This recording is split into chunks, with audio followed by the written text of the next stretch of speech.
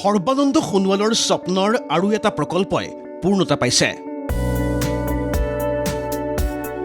210 কোটি টকীয়া বহুমুখী ক্ৰীড়া প্ৰকল্প সাজু হৈ উঠিছে। কেন্দ্ৰীয় গৃহমন্ত্ৰী অমিত শ্বাহে 30 জানুৱাৰীত ডিব্ৰুগড়ৰ খনিকৰৰ বহুমুখী ক্ৰীড়া প্ৰকল্পৰ কৰিব উন্মোচন। কেন্দ্ৰীয় ক্ৰীড়ামন্ত্ৰী হৈ থাকোঁতেই অসমক ক্ৰীড়াৰ ৰাজধানী কৰাৰ সপোন দেখিছিল সৰ্বানন্দ সোণোৱালে। সোণোৱালৰ বাবে গুৱাহাটীত অনুষ্ঠিত হৈছিল দক্ষিণ এছীয় ক্ৰীড়া সমাৰোহৰ দৰে ক্ৰীড়া মহোৎসৱ। সেই সৰ্বানন্দ সোণোৱালে মুখ্যমন্ত্ৰীৰ দায়িত্ব লৈ ডিব্ৰুগড়ত বহুমুখী ক্ৰীড়া প্ৰকল্প স্থাপনৰ বাবে আঁচনি লৈছিল আৰু তাৰেই অংশ হিচাপে 2018 চনৰ 5 জুলাইত আধাৰশিলা স্থাপন কৰিছিল এই ক্ৰীড়া প্ৰকল্পটোৰ। ৰাজ্যৰ ক্ৰীড়া জগতৰ সোণালী ভৱিষ্যতৰ সপোন দেখি আধাৰশিলা কৰা প্ৰকল্পটো সম্পূৰ্ণ হৈ উঠিছে। ডিব্ৰুগড়ৰ খনিকৰ বহুমুখী ক্ৰীড়া প্ৰকল্পৰ বাবে 210 কোটি টকাৰ বাজেট ধাৰ্য কৰা হৈছিল। এই বিশাল পুঁজিৰে নিৰ্মিত প্ৰকল্পটোত থাকিব সাঁতোৰ, দৌৰ, football, badminton, table tennis, volleyball, boxing, kabaddi আদি বিভিন্ন খেলৰ সা সুবিধা। বিশেষতঃ আন্তঃৰাষ্ট্ৰীয় পৰ্যায়ৰ আন্তঃগাঁথনিৰে সাজু হৈ উঠা ক্ৰীড়া প্ৰকল্পটোত প্ৰশিক্ষাৰ্থীৰ বাবে থাকিব হোষ্টেল।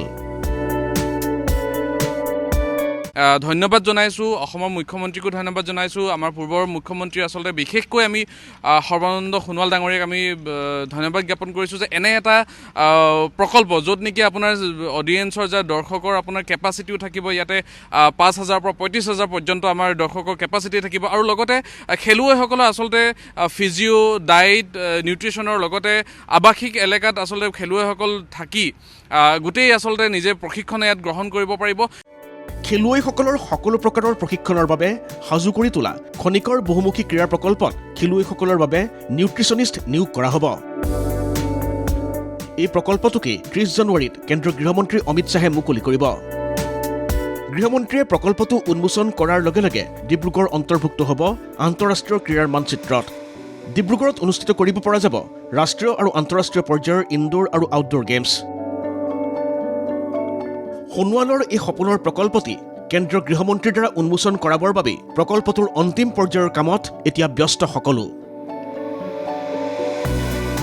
ভিডিঅ' জাৰ্নেলিষ্ট ৰাহুলৰ সৈতে ডিব্ৰুগড়ৰ পৰা টমাছ বৰগোহাঁইৰ ৰিপৰ্ট ND24।